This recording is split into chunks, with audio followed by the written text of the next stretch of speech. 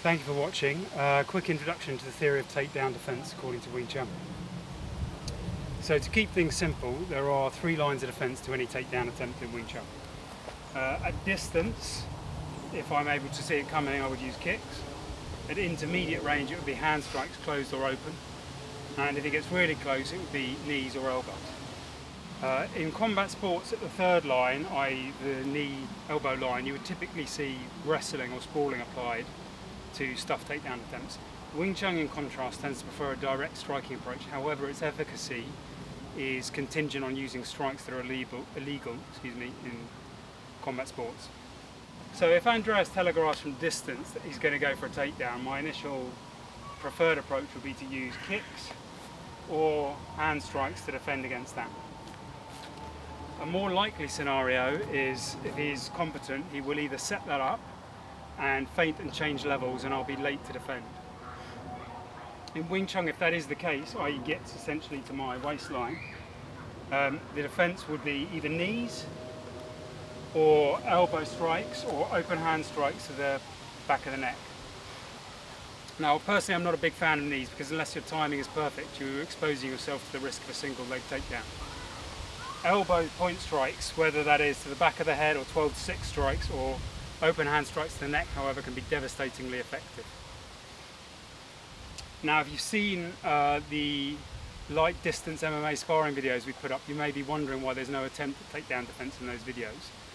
And the simple reason for that is, as just explained, Wing Tsun relies heavily on the use of elbow point and throat strikes to defend at that distance, which you can't safely do under pressure and at speed without wearing helmets. That may seem a little bit extreme, but it reflects the fact that in the street you should be keen to avoid going to ground at pretty much all reasonable costs. And the reason for that is multiple. Firstly, the risk of being injured as you hit the deck. Secondly, the risk of being injured as you're rolling around on a hard or uneven floor. The risk of weapons being present, the risk of multiple opponents, the risk associated with being pinned to the ground for any period of time, especially if there are multiple opponents. All of which Wing Tsun means Wing Tsun takes a fairly brutal approach to dealing with takedowns or preventing them in the first place. Now, from a Wing Tsun perspective, you're actually much less concerned if he goes for takedown from the point after which contact has already been made. So let's say, arms up, we've bridged contact, we've got to this, and he goes to shoot for a takedown from here. From a Wing Tsun perspective, this is much less of a concern because you're already in contact, you have pressure against your opponent, you can feel what he's doing, and you can use chi reactions to neutralise that. So regardless of what Andreas does from this position, I can control his body and react accordingly. What's much more difficult and dangerous from a Wing Tsun perspective is an expert, committed shoot that happens from before the point at which contact is made, in which case you would be relying on elbow point strikes and throat strikes to deal with that. Now perhaps just a quick word on the power of, I don't think elbow strikes require much explanation, but a quick word on the power of throat strikes. Because those are not permitted within competition, even professional martial artists or combatants don't typically train that power. But I think everyone is familiar with the power of a barehanded knuckle strike to the chin line. Everyone has seen the efficacy of choke submissions. And if you can concentrate the power of a strike into the point of your heel delivered at the neck, that can be even more devastatingly effective, I would argue, and certainly based on my experience. So what we'll do now is just demonstrate initially slowly some takedown defense from either outside and then contact, and then maybe we'll do a couple a little bit faster. So the summary of the Wing Tsun approach to takedown defense is that number one, Wing Tsun is a striking art that relies on giving way in reflex reactions developed in Chi to dissolve grappling and defend against opponents regardless of their size.